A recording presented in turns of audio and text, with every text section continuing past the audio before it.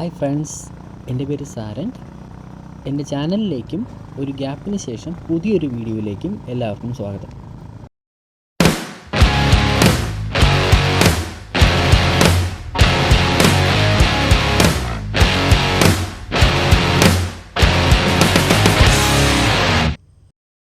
അപ്പോൾ ഇപ്പോൾ ഞാൻ എൻ്റെ ഫ്രണ്ടിൻ്റെ മാരേജും കൂടി ഒരാഴ്ച ബാംഗ്ലൂർ ഫ്രണ്ടിൻ്റെ ഫ്ലാറ്റിൽ സ്റ്റേയും കഴിഞ്ഞിട്ട് തിരിച്ച് നാട്ടിലേക്ക് പോവുകയാണ്.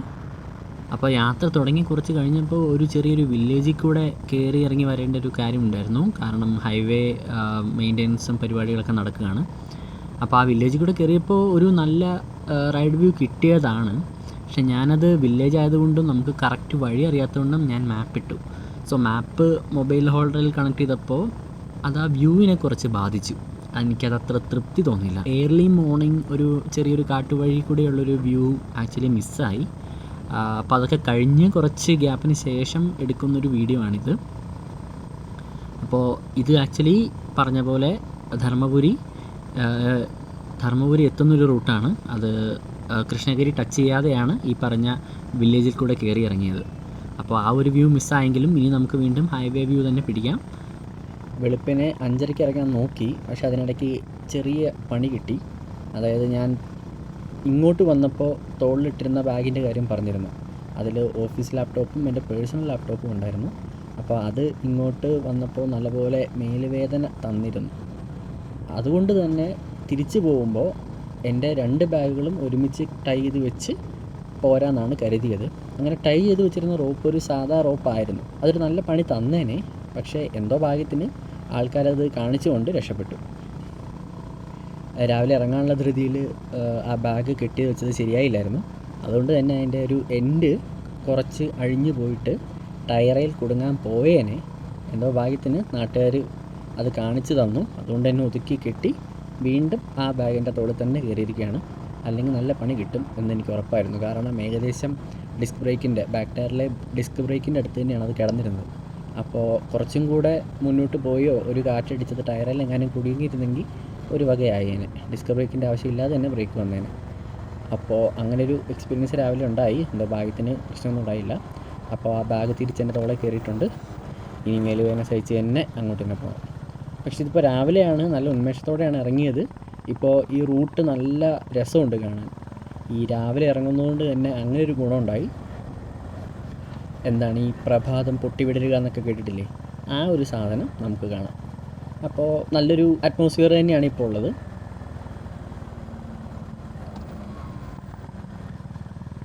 ഈ ഒരു ഉന്മേഷത്തോടു കൂടെ തന്നെ നമുക്ക് നമ്മുടെ ടോപ്പിക്കിലേക്ക് കിടക്കാം. സോ ഒരു റോഡ്, ഒരു റൈഡ്, ഒരു കൺസെപ്റ്റ്. അപ്പോൾ തുടങ്ങാം. ഇന്നത്തെ കൺസെപ്റ്റ് കുറച്ച് ലോങ് ആയിരിക്കും. കാരണം ഇതിൽ 2 ടോപ്പിക്സ് പറയുന്നുണ്ട്. സ്പീഡ് വെലോസിറ്റിക്ക് ശേഷം ക്യൂരോ ഷിഫ്റ്റ് അവതരിപ്പിക്കുന്ന അടുത്ത കണ്ടൻറ്റ് ആക്സിലറേഷൻ. ഇക്കൂട്ടത്തിൽ കുറച്ച് ഡയഗ്രാംസും അതിൻ്റെ കുറച്ച് പ്രോപ്പർട്ടീസും വെർബലി പറഞ്ഞു തരാൻ ഞാൻ ശ്രമിക്കാം. വെർബലി ഒരു കാര്യം ഒരാൾക്ക് പറഞ്ഞ് അക്കൂടെ നിങ്ങൾക്കത് ഇമാജിൻ കൂടെ ചെയ്യാൻ പറ്റുന്നുണ്ടെങ്കിൽ അത് ആക്ച്വലി നല്ലൊരു സ്കില്ലായിട്ടാണ് ഞാൻ കരുതുന്നത്. സ്വയം പൊക്കിയതല്ല, കാഷ്വലി പറഞ്ഞതാണ്. എങ്കിലും ഇമേജസ് ഇവിടെ കൊടുക്കാനായിട്ട് ഞാൻ ശ്രമിക്കാം. അപ്പോൾ ആദ്യമായി ആക്സലറേഷൻ ഡിഫൈൻ ചെയ്താൽ rate of change of velocity is called acceleration. അതായത് വെലോസിറ്റിക്ക് ചേഞ്ച് ഉണ്ടാകുന്ന ഏത് സിറ്റുവേഷനിലും ആ ബോഡി ആക്സലറേറ്റഡ് ആയി എന്ന് പറയാം. അതും 2 തരമുണ്ട്, ആക്സലറേഷൻ ആൻഡ് ഡീസലറേഷൻ. നെഗറ്റീവ് ആക്സലറേഷനാണ് ഡീസലറേഷൻ. കുറേ കാര്യങ്ങൾ ഒറ്റയടിക്ക് ഞാനിവിടെ പറഞ്ഞു പോയിട്ടുണ്ട്. ഇനി ഓരോന്നും സ്പെസിഫിക് ആയിട്ട് നോക്കാം. അപ്പോൾ വെലോസിറ്റിക്ക് ഉണ്ടാകുന്ന ചേഞ്ചാണ് ആക്സലറേഷൻ എന്ന് ഞാൻ പറഞ്ഞു. സിമ്പിൾ എക്സാമ്പിൾ എടുത്താൽ, ഈ വണ്ടി ഇപ്പോൾ പോകുന്നത് 50 km/h എന്ന സ്പീഡിലാണെന്ന് കരുതുക. ഈ 50 km/h ഞാൻ എത്താൻ 0-ൽ നിന്ന് സ്റ്റാർട്ട് ചെയ്യേണ്ടിയിരുന്നു. 0-ൽ നിന്ന് തുടങ്ങിയ ഞാൻ ഒറ്റയടിക്ക് 50 ആകുമല്ലായിരുന്നു. 0, 10, 20, 30, 40 എന്നിങ്ങനെ എല്ലാ നമ്പറിലും ടച്ച് ചെയ്തിട്ടാണ് 50 എത്തിയത്. ഇത് സ്ട്രെയിറ്റ് റോഡായതുകൊണ്ട് തൽക്കാലം സ്പീഡും വെലോസിറ്റിയും സെയിം ആണെന്ന് തന്നെ കരുതാം.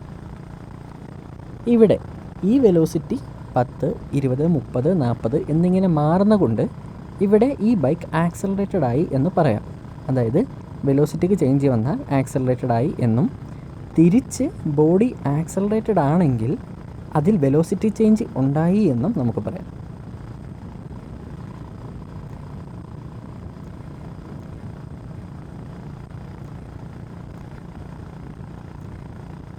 ഇനി ആക്സലറേഷൻ എങ്ങനെ കണ്ടുപിടിക്കും? ഇക്വേഷൻ നോക്കിക്കഴിഞ്ഞാൽ change in velocity divide by time ടേക്കാണ് ആക്സലറേഷൻ. അതായത് ഒരു വെലോസിറ്റിയിൽ നിന്ന് മറ്റൊരു വെലോസിറ്റിയിലേക്ക് എടുക്കാനെടുത്ത സമയം കൊണ്ട് ഡിവൈഡ് ചെയ്താൽ കിട്ടുന്ന ആ ഒരു നമ്പർ. അതായത് വെലോസിറ്റി ഒരു തുടക്കം വാല്യൂവിൽ നിന്ന് ഇത്ര സമയത്തിന് ശേഷം എത്രയായി മാറി എന്നതിൻ്റെ റേഷ്യോ. ഇനി ഇവിടെയും നമുക്ക് നമ്മുടെ മിഠായി കണക്ക് അപ്ലൈ ചെയ്യാൻ പറ്റും. അതായത് ദിവസം തോറും ചോക്ലേറ്റിൻ്റെ പ്രൈസ് മാറുന്നുണ്ടെന്ന് കരുതുക. അങ്ങനെയാണെങ്കിൽ ഒരു ദിവസം എത്രയാണ് മാറിയത് എന്നതായിരിക്കും ആക്സലറേഷൻ. അതായത് ഇന്ന് ചോക്ലേറ്റിന് 10 രൂപ, നാളെ ചോക്ലേറ്റിന് 12 രൂപ ആയാൽ ആ കൂടിയ 2 രൂപയാണ് ആക്സലറേഷന് കറസ്പോണ്ടിങ്. 10ഉം 12ഉം വെലോസിറ്റിയുമാകുന്നു. അതായത് എൻ്റെ ഈ വണ്ടി ഓരോ സെക്കൻഡിലും 10, 20, 30, 40 എന്നിങ്ങനെയാണ് മാറുന്നതെങ്കിൽ 10 km/s² ആയിരിക്കും ഇതിൻ്റെ ആക്സലറേഷൻ. ഇനി ഓരോ സെക്കൻഡിലും 20 വെച്ചാണ് കൂടുന്നത്, അതായത് 0, 20, 40 എന്നിങ്ങനെയാണ് വെലോസിറ്റി മാറുന്നതെങ്കിൽ 20 km/s² ആകും ഇതിൻ്റെ ആക്സലറേഷൻ. ഇവിടുത്തെ യൂണിറ്റ് ഞാൻ കിലോമീറ്ററിൽ പറഞ്ഞതേ ഉള്ളൂ. ആക്സലറേഷൻ്റെ SI യൂണിറ്റ് m/s² ആണ്. അതായത് ഒരു സെക്കൻഡിൽ എത്ര മീറ്റർ മാറിയെന്നാണ് യൂഷ്വലി ഡിസ്കസ് ചെയ്യുക. ഇപ്പോൾ പറഞ്ഞ സ്പീഡും ഈ ഒരു സിറ്റുവേഷനും കൂടി നോക്കുമ്പോൾ km/s² ആണ് കുറച്ചുകൂടി ആക്യുറേറ്റ്. ഇനി സപ്പോസ് 50-ൽ പൊയ്ക്കൊണ്ടിരിക്കുന്ന വണ്ടി ബ്രേക്ക് ഇട്ട് 0-ലെത്തിയാലും അവിടെയും വെലോസിറ്റി ചേഞ്ചാണ് നടക്കുന്നത്. അതായത് 50-ൽ നിന്ന് 40, 30, 20, 10, 0 അങ്ങനെ. ഇവിടെ 10 വെച്ചാണ് കുറഞ്ഞു വരുന്നതെങ്കിൽ ഇവിടുത്തെ ആക്സലറേഷൻ -10 ആയിരിക്കും. ഇതിലും പെട്ടെന്ന് ബ്രേക്ക് ഇട്ടാലോ 50, 30, 10 എന്നിങ്ങനെ 0-ലേക്ക് എത്തും. അങ്ങനെയാണെങ്കിൽ ഇവിടുത്തെ ഡീസലറേഷൻ 20 അല്ലെങ്കിൽ ആക്സലറേഷൻ -20. സോ ചുരുക്കി പറഞ്ഞാൽ ഹയർ ആക്സലറേഷൻ ആണെങ്കിൽ ഒരു വണ്ടിയുടെ അല്ലെങ്കിൽ ഒരു ഒബ്ജക്റ്റിൻ്റെ സ്പീഡ് പെട്ടെന്ന് കൂടുകയോ കുറയുകയോ ചെയ്യും. സ്പീഡല്ല, വെലോസിറ്റി കൂടുകയോ കുറയുകയോ ചെയ്യും. ഇനി ഇതൊന്നും പോരാഞ്ഞിട്ട് വെലോസിറ്റിയുടെ ഡയറക്ഷൻ മാറിയെന്നിരിക്കട്ടെ. വെലോസിറ്റി വെക്ടർ ആയതുകൊണ്ട് വെലോസിറ്റിക്ക് ചേഞ്ച് വന്നാൽ അത് അതിൻ്റെ ഡയറക്ഷനെയും ബാധിക്കും എന്നോർക്കുന്നുണ്ടല്ലോ. സോ ഡയറക്ഷൻ ചേഞ്ചും ആക്സലറേഷൻ പ്രൊഡ്യൂസ് ചെയ്യുന്നു. ഈ ഒരു സിറ്റുവേഷന് എക്സാമ്പിൾ പറഞ്ഞാൽ ബൗളർ എറിഞ്ഞു കൊടുക്കുന്ന ഒരു ബോൾ ബാറ്റർ അടിച്ചതൊരു 6ഓ 4ഓ ആക്കുന്നു. വരുന്ന സ്പീഡ് 100 km/h ആണെന്ന് കരുതുക. തിരിച്ച് ബാറ്റിൽ കൊണ്ടതിന് ശേഷം തെറിച്ച് പോകുന്ന സ്പീഡും 100 km/h ആണെന്ന് കരുതുക. സോ ഇവിടെ വരുന്ന ഒരു ബോൾ തിരിച്ചു പോകുന്നു, വിച്ച് മീൻസ് അതിൻ്റെ ഡയറക്ഷൻ ചേഞ്ച് ആവുന്നു. പക്ഷേ മാഗ്നിറ്റ്യൂഡ് ഓഫ് വെലോസിറ്റി 100 ആണെന്ന് നമ്മൾ പറഞ്ഞിരുന്നു. ഈ ഒരു സിറ്റുവേഷനിൽ മാഗ്നിറ്റ്യൂഡ് സെയിം ആണെങ്കിലും ഇതിൻ്റെ ഡയറക്ഷൻ മാറുന്നുണ്ട്. അതായത് അതൊരു ആക്സലറേറ്റഡ് മോഷൻ ആകുന്നു. മേലേക്ക് എറിഞ്ഞ ഒരു ബോൾ ഒരു ഹൈറ്റിൽ പോയി അത് താഴേക്ക് വരുന്നതും ആക്സലറേറ്റഡ് മോഷനാണ്. മുകളിലേക്ക് എറിയുമ്പോൾ ബോളിൻ്റെ വെലോസിറ്റി കുറഞ്ഞ് വന്ന് മാക്സിമം ഹൈറ്റിൽ അത് 0 ആകുകയും 0 ആകുന്ന ടൈമിൽ അതിൻ്റെ മുകളിലേക്കുള്ള ഡയറക്ഷൻ മാറി താഴത്തേക്കായി അവിടെ ഒരു ആക്സലറേഷൻ ഉണ്ടാകുകയും താഴേക്ക് പതിക്കുന്ന ടൈമിൽ അതിൻ്റെ വെലോസിറ്റി പിന്നെയും നെഗറ്റീവ്ലി കൂടിക്കൊണ്ടിരിക്കുകയും ചെയ്യുന്നു. ഇവിടെ പോസിറ്റീവും നെഗറ്റീവും വരാൻ കാരണം മുകളിലേക്ക് എറിയുന്ന ഡയറക്ഷൻ പോസിറ്റീവായി അസ്യൂം ചെയ്താൽ അതിൻ്റെ ഓപ്പോസിറ്റ് ഡയറക്ഷൻ, അതായത് താഴത്തേക്ക് എന്ന ഡയറക്ഷൻ നെഗറ്റീവ് ആകുകയും ചെയ്യും. ചുരുക്കി പറഞ്ഞാൽ വെലോസിറ്റി കൂടുകയും പോസിറ്റീവ് ഡയറക്ഷനിലേക്ക് വെലോസിറ്റി ചേഞ്ച് ആയാൽ ആക്സലറേഷൻ പോസിറ്റീവും, വെലോസിറ്റി കുറയുകയും നെഗറ്റീവ് ഡയറക്ഷനിലേക്ക് വെലോസിറ്റി ഡയറക്ഷൻ മാറിയാൽ ആക്സലറേഷൻ നെഗറ്റീവ് ആകുകയും ചെയ്യും. അപ്പോൾ ഇത് മനസ്സിലായിട്ടില്ല എങ്കിൽ ഒന്നും കൂടെ കേട്ട് നോക്കുക. നേരത്തെ പറഞ്ഞ ബോളിൻ്റെ എക്സാമ്പിൾ വെച്ച് കമ്പയർ ചെയ്താലും മതിയാവും.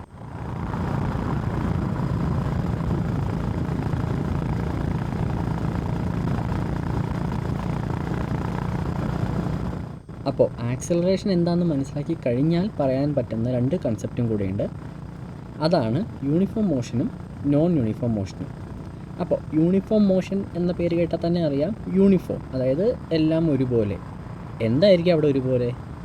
അവിടെ വെലോസിറ്റി ഒരുപോലെ. വെലോസിറ്റി കോൺസ്റ്റൻ്റായി നിൽക്കുന്ന ഒരു ടൈപ്പ് ഓഫ് മോഷനാണ് യൂണിഫോം മോഷൻ. അപ്പോൾ അത് ഓർത്ത് വെച്ചോണം. യൂണിഫോം മോഷൻ പേരിൽ തന്നെയുണ്ട്, വെലോസിറ്റി കോൺസ്റ്റൻറ്റ്. വെലോസിറ്റി കോൺസ്റ്റൻ്റ് ആണെങ്കിൽ അവിടെ ആക്സലറേഷൻ എന്തായിരിക്കും? 0 ആയിരിക്കും. അങ്ങനെയാണെങ്കിൽ നോൺ യൂണിഫോം മോഷൻ എന്തായിരിക്കും? വെലോസിറ്റിക്ക് ചേഞ്ച് വരുന്നുണ്ട്. അത് ഡയറക്ഷണൽ ചേഞ്ച് ആവാം, അല്ലെങ്കിൽ അതിൻ്റെ മാഗ്നിറ്റ്യൂഡ് ചേഞ്ച് ആവാം. അത്തരത്തിൽ വെലോസിറ്റിക്ക് ചേഞ്ച് വരുന്ന മോഷനാണ് നോൺ യൂണിഫോം മോഷൻ. അപ്പോൾ വെലോസിറ്റിക്ക് ചേഞ്ച് വന്നാൽ അവിടെ എന്തുണ്ടാവും? ആക്സലറേഷൻ. അതുകൊണ്ട് തന്നെ നോൺ യൂണിഫോം മോഷൻ ഒരു ആക്സലറേറ്റഡ് മോഷനാണ് എന്നും കൂടെ പറയാം.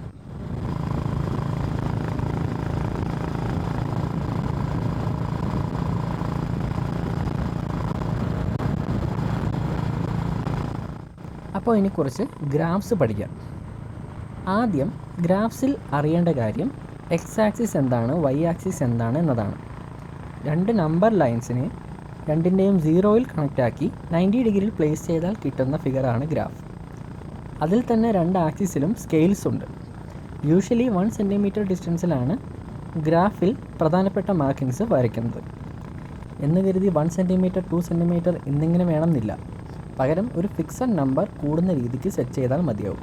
അതായത് ഫസ്റ്റ് മാർക്കിംഗ് 10 ആകാം, സെക്കൻഡ് 20 ആകാം, തേർഡ് 30 ആകാം, അങ്ങനെ 10 വെച്ച് കൂടുന്ന രീതിയിൽ. രണ്ട് ആക്സിസിലും ഇത് ഇമ്പോർട്ടൻ്റ് ആണ്. സ്കെയിൽ ഒരു ഗ്രാഫിൽ കൺസിസ്റ്റൻ്റ് ആയി തന്നെ യൂസ് ചെയ്യാൻ ശ്രമിക്കുക. പിന്നെ ഗ്രാഫിലെ മാർക്കിങ്സ് എളുപ്പമാണ്. എക്സ് ആക്സിസിലെ ഒരു പോയിൻറ്റിന് കറസ്പോണ്ടിങ് ആയിട്ട് വൈ ആക്സിസിൽ എവിടെയാണെന്ന് മാർക്ക് ചെയ്ത് എല്ലാ പോയിൻറ്റ്സിനെയും കൂട്ടി യോജിപ്പിച്ചാൽ കിട്ടുന്നതായിരിക്കും നമ്മുടെ ഗ്രാഫിൻ്റെ റെപ്രസെൻറ്റേഷൻ. അതിപ്പോൾ എക്സാമ്പിൾ പറയുമ്പോൾ നിങ്ങൾക്ക് കൂടുതൽ മനസ്സിലാകും. വിത്ത് ഫിഗേഴ്സ് ഞാൻ പറയാം.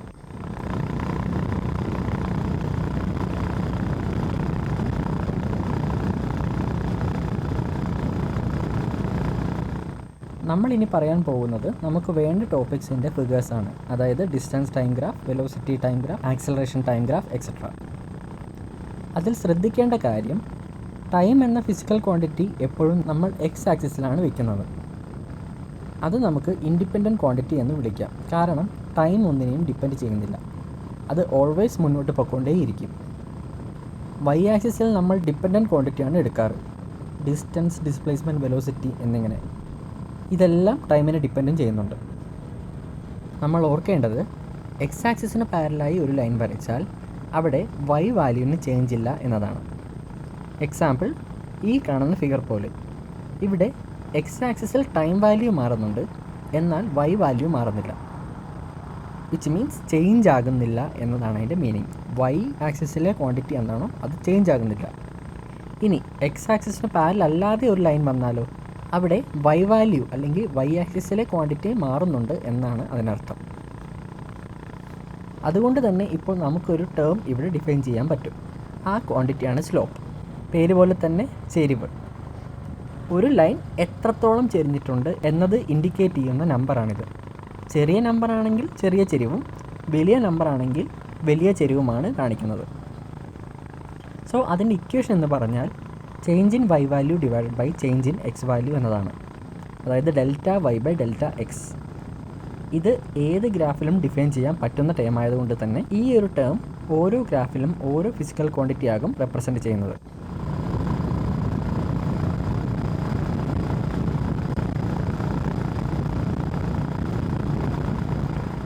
അപ്പോൾ നമുക്ക് ഡിസ്റ്റൻസ് ടൈം ഗ്രാഫ് എടുത്താൽ ഫസ്റ്റ് കേസ് ടൈം ആക്സിസിന് പാരലായി ഒരു ലൈൻ, അതായത് നേരത്തെ പറഞ്ഞതുപോലെ എക്സ് ആക്സിസിന് പാരലായി ഒരു ലൈൻ വരച്ചാൽ വൈ വാല്യൂ ചേഞ്ച് ആകുന്നില്ല എന്നതാണ്.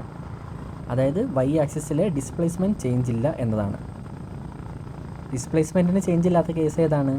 A body is at rest. അതായത് ഒരു ബോഡി റെസ്റ്റിലിരിക്കുന്ന സിറ്റുവേഷൻ്റെ ഗ്രാഫിക്കൽ റെപ്രസെൻറ്റേഷനാണ് നമ്മൾ ഈ കാണുന്നത്. ഇവിടെ ഈ ഒരു ലൈൻ എക്സ് ആക്സിസിന് പാരലായതുകൊണ്ട് അതിന് ചെരിവില്ല. So slope 0. സോ സെയിം ഗ്രാഫിൽ ഒരു 45 ചെരിവുള്ള ഒരു ലൈൻ ഉണ്ടെന്നിരിക്കട്ടെ. ഇവിടെ ചെരിവുള്ളതുകൊണ്ട് തന്നെ ഡിസ്പ്ലേസ്മെൻറ്റിന് ചേഞ്ച് ഉണ്ട്. അതിൽ നിന്ന് എന്ത് മനസ്സിലാക്കാം? ആ ബോഡി മോഷനിൽ ആണെന്ന് മനസ്സിലാക്കാം. ഇനി സ്ലോപ്പ് എടുത്താലോ? വൈയിൽ ഡിസ്പ്ലേസ്മെൻ്റ് ആയതുകൊണ്ട് തന്നെ change in displacement divided by change in time ആണ് വരേണ്ടത്. സോ അവിടെ കിട്ടുന്ന വാല്യൂ എന്തായിരിക്കും? വെലോസിറ്റി. ഡിസ്പ്ലേസ്മെൻറ്റ് ബൈ ടൈം എന്ന് പറഞ്ഞാൽ വെലോസിറ്റിയാണ്. അപ്പോൾ ഡിസ്പ്ലേസ്മെൻറ്റ് ടൈം ഗ്രാഫിലെ സ്ലോപ്പിൽ നിന്ന് നമുക്ക് എന്ത് കിട്ടും? നമുക്ക് വെലോസിറ്റി കിട്ടും. ഇതൊരു സ്ട്രെയിറ്റ് ലൈൻ ആയതുകൊണ്ട് തന്നെ ഈ ലൈനിലെ ഏത് 2 പോയിൻ്റ് എടുത്താലും കിട്ടുന്ന സ്ലോപ്പ് സെയിം ആയതുകൊണ്ട് ഇവിടെ വെലോസിറ്റി കോൺസ്റ്റൻ്റ് ആണ്. അതായത് ഇതൊരു യൂണിഫോം മോഷൻ്റെ ഗ്രാഫാണ്. ഇനി ഇതേ ഗ്രാഫ് ഒരു പോസിറ്റീവ് വൈ വാല്യൂവിൽ നിന്ന് തുടങ്ങി താഴത്തേക്ക് വന്നാലോ? ഇവിടെ സ്ലോപ്പ് നെഗറ്റീവ് ആകും. അതായത് ഡിസ്പ്ലേസ്മെൻറ്റ് കവർ ആവുന്നുണ്ട്, ബട്ട് ഇൻ നെഗറ്റീവ് ഡയറക്ഷൻ എന്ന് വേണം മനസ്സിലാക്കാൻ. ഇങ്ങനെ ഒരു കർവ് തന്നാലോ? ഇവിടെ താഴെ സ്ലോപ്പ് കുറവും മുകളിലേക്ക് പോകുന്തോറും സ്ലോപ്പ് കൂടി വരുന്നതും കാണാം. സ്ലോപ്പ് വെലോസിറ്റിയാണ്. ആ സ്ലോപ്പ് മാറുന്നുണ്ടെങ്കിൽ ഇത് ഒരു displacement time graph of non uniform motion ആണെന്ന് മനസ്സിലാക്കാം. കാരണം താഴെ വെലോസിറ്റി കുറവും മുകളിലേക്ക് പോകുന്തോറും വെലോസിറ്റി കൂടുകയും ചെയ്യുന്നു. അതായത് വെലോസിറ്റി മാറുന്നുണ്ട്. അപ്പോൾ ഈ ഫിഗേഴ്സ് വെച്ച് വൈ ആക്സിസിലെ ഫിസിക്കൽ ക്വാണ്ടിറ്റി മാറിയാലും മീനിങ് ബൈ സെയിം ആയിരിക്കും. ബട്ട് ഇൻ്റർപ്രിട്ടേഷനാകും മാറുന്നത്.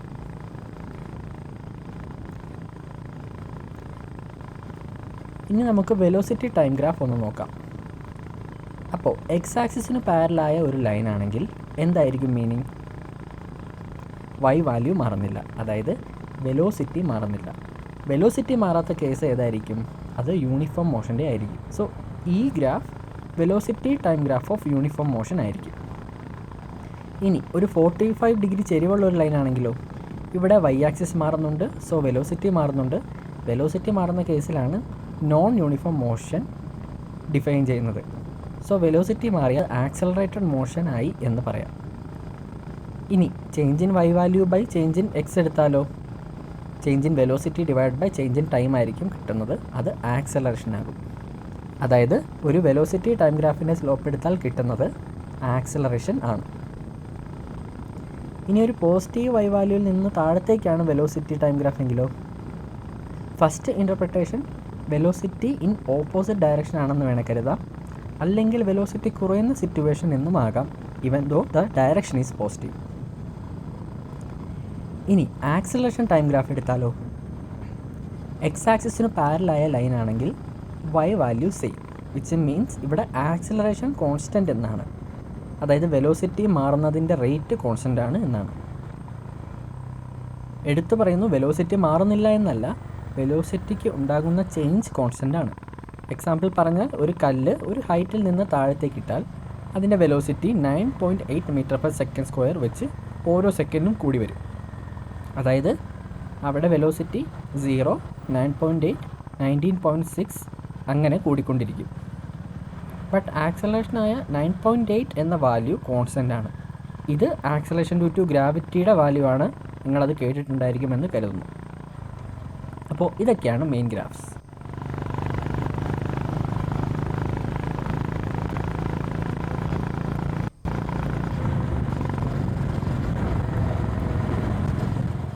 ഇനി ഒരു ഗ്രാഫിൽ നിന്ന് കണ്ടുപിടിക്കാൻ പറ്റുന്ന മറ്റൊരു ഫിസിക്കൽ ക്വാണ്ടിറ്റിയാണ് അതിൻ്റെ ഏരിയ അണ്ടർ ദ കർവ്. അത് കർവ് ആകാം, സ്ട്രെയിറ്റ് ലൈൻ ആകാം, ബട്ട് ഏരിയ നമുക്ക് കണ്ടുപിടിക്കാൻ കഴിയും. ഇപ്പോൾ ഓർഡർ അനുസരിച്ച് പോയാൽ ടെസ്റ്റിൻ്റെ ഡിസ്പ്ലേസ്മെൻറ്റ് ടൈം ഗ്രാഫ് എടുക്കുക. അത് എക്സ് ആക്സിസിന് പാരലാകുമല്ലോ. അങ്ങനെയെങ്കിൽ ആ ഒരു ഫിഗർ ഒരു റെക്റ്റാങ്കിൾ ആകുമല്ലോ. അങ്ങനെയാണെങ്കിൽ അതിൻ്റെ ഏരിയ കണ്ടുപിടിക്കാൻ ലെങ്ത് ആൻഡ് ബ്രെഡ്ത്ത് ആയ X axis Y axis value കൊണ്ട് മൾട്ടിപ്ലൈ ആക്കിയാൽ മതി. ഇവിടെ എക്സാമ്പിൾ ഡിസ്പ്ലേസ്മെൻറ്റ് ഇൻറ്റു ടൈമാണ്. മാഗ്നിറ്റ്യൂഡ് വൈസ് ഒരു വാല്യൂ കണ്ടുപിടിക്കാമെങ്കിലും ഇവിടെ ഒരു ഫിസിക്കൽ ക്വാണ്ടിറ്റി തരുന്നില്ല. ഡിസ്പ്ലേസ്മെൻറ്റ് ഇൻറ്റു ടൈം എന്നൊരു ഫിസിക്കൽ ക്വാണ്ടിറ്റി ഇല്ല. പകരം വെലോസിറ്റി ടൈം ഗ്രാഫ് എടുത്താലോ? അതിൽ വെലോസിറ്റി ഇൻറ്റു ടൈം ചെയ്താൽ നമുക്ക് കിട്ടുന്നത് ഡിസ്പ്ലേസ്മെൻ്റ് ആണ്. കാരണം ഡിസ്പ്ലേസ്മെൻറ്റ് ബൈ ടൈമാണ് വെലോസിറ്റി. ക്രോസ് മൾട്ടിപ്ലൈ ചെയ്താൽ വെലോസിറ്റി ഇൻറ്റു ടൈം നമുക്ക് ഡിസ്പ്ലേസ്മെൻറ്റ് എന്ന് കിട്ടും. So area under the curve in V T graph is displacement ആയിരിക്കും.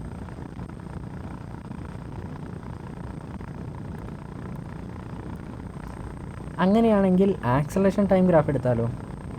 ആക്സലറേഷൻ ഇൻറ്റു ടൈം ചെയ്താൽ കിട്ടുന്നത് ചേഞ്ച് ഇൻ വെലോസിറ്റിയാണ്.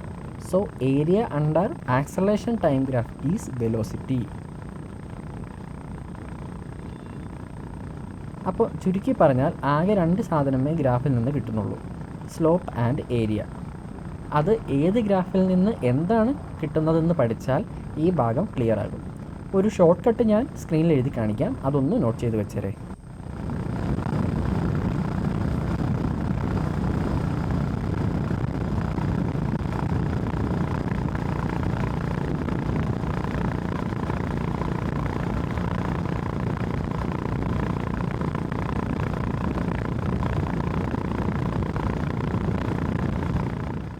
ഇത് കുറച്ച് ലോങ് വീഡിയോ ആണ്, കാരണം ഇതിൽ ആക്സലറേഷനും പിന്നെ ടൈപ്സ് ഓഫ് ഗ്രാഫും പറഞ്ഞിട്ടുണ്ട്. നിങ്ങൾക്ക് വേണമെങ്കിൽ ഇത് 2ആയിട്ട് തന്നെ കേട്ട് പഠിക്കാം. ആക്സലറേഷൻ്റെ ടോപ്പിക്ക് ആദ്യം കേൾക്കുക, അത് മനസ്സിലാക്കുക, അതിനുശേഷം ഗ്രാഫിനെ കുറിച്ച് മനസ്സിലാക്കാം. ഗ്രാഫിൻ്റെ ഫിഗേഴ്സും തന്നിരിക്കുന്ന എക്സ്പ്ലനേഷൻസും എളുപ്പമായി എന്ന് ഞാൻ കരുതുന്നു. അപ്പോൾ എന്തെങ്കിലും ഡൗട്ട് ഉണ്ടെങ്കിൽ നിങ്ങൾക്ക് കമൻറ്റ് ബോക്സിൽ എഴുതാം, ഞാൻ ആൻസർ തരാൻ ശ്രമിക്കാം. അപ്പോൾ ഈ ഒരു റൈഡും എൻ്റെ എക്സ്പ്ലനേഷനും ഇഷ്ടപ്പെട്ടാൽ നിങ്ങൾ ലൈക്ക് ചെയ്യുക. എന്തെങ്കിലും ഇമ്പ്രൂവ്മെൻറ്റ്സ് വേണമെന്നുണ്ടെങ്കിൽ കമൻറ്റ് ചെയ്യുക. അപ്പോൾ ഞാൻ ഈ റൈഡ് ആക്ച്വലി പഠിപ്പിക്കാനായിട്ടുള്ളൊരു മീഡിയമായിട്ടാണ് എടുത്തിരിക്കുന്നത്. അപ്പോൾ ഈ റൈഡും കൺസെപ്റ്റ് എക്സ്പ്ലനേഷനും നിങ്ങൾക്ക് ഇൻട്രസ്റ്റിംഗ് ആണെങ്കിൽ നിങ്ങളുടെ ഫ്രണ്ട്സിനും കൂടി ഇത് ഷെയർ ചെയ്യുക.